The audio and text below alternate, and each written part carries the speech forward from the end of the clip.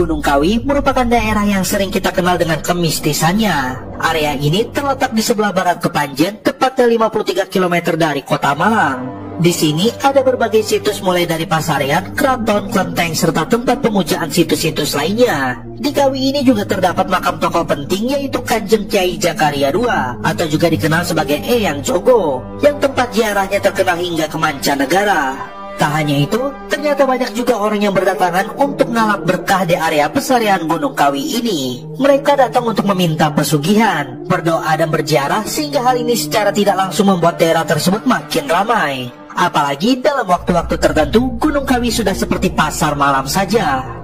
Eyang Jogo dulunya ialah seorang veteran atau pejuang kemerdekaan Republik Indonesia. Pada masa agresi Belanda I, ia melarikan diri ke Kecamatan Kesamben, Kabupaten Blitar. Konon, sebelum masa kedatangan Eyang Jogo, masyarakat Kesamben banyak yang menderita kolera. Hewan ternak mereka juga tak luput dari serangan penyakit itu. Uniknya, semenjak Eyang Jogo singgah di Kesamben, warga yang menderita kolera tiba-tiba sembuh. Ternak mereka kembali sehat. Sejak itulah, sosok Eyang Jogo dianggap bisa mendatangkan tuah atau keberuntungan bagi orang lain. Ia sangat dihormati masyarakat setempat. Kabar mengenai Eyang Jogo lekas menyebar ke daerah-daerah lain. Padepokan yang didirikan Eyang Jogo di Kesamben sampai tidak memungkinkan lagi menampung murid yang ingin belajar padanya. Akhirnya, ia memerintahkan seorang muridnya yang bernama R.M. Imam Sujono untuk membuka lahan baru di lereng Gunung Kawi. Sejak pembukaan lahan baru yang difungsikan sebagai padepokan itu, kawasan Gunung Kawi tidak pernah sepi. Setiap hari selalu ada orang yang hilir mudik di sana. Mitos pesugihan Gunung Kawi bermulai dari situ. Ketenaran Gunung Kawi sebagai tempat pesugihan sudah tersebar ke seantero negeri. Terlepas dari benar tidaknya praktek tersebut, sejumlah orang yang datang ke petilasan Eyang Jogo menyampaikan perbedaan yang dialaminya sebelum dan sesudah mereka datang ke Gunung Kawi. Dikutip dari berbagai sumber, pendirian perusahaan rokok Bantul bermula dari kunjungan pemiliknya ke Gunung Kawi.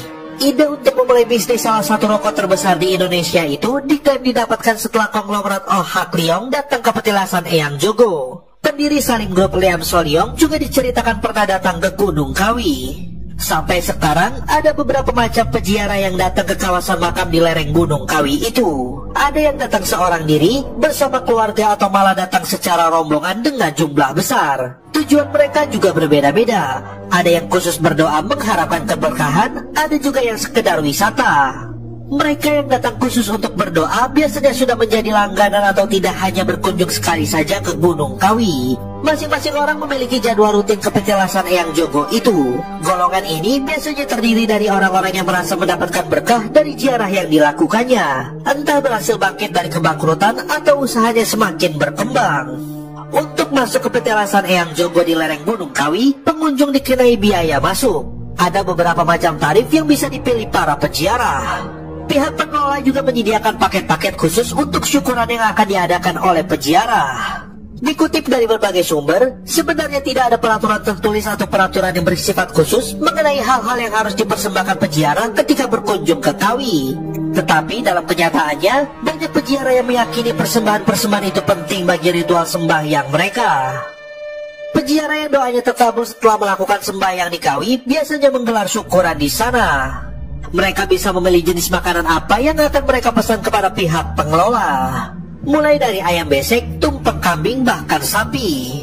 Satu besek ayam dibanderol harga 85.000. Sementara untuk satu ekor kambing bisa mencapai harga 15 juta rupiah.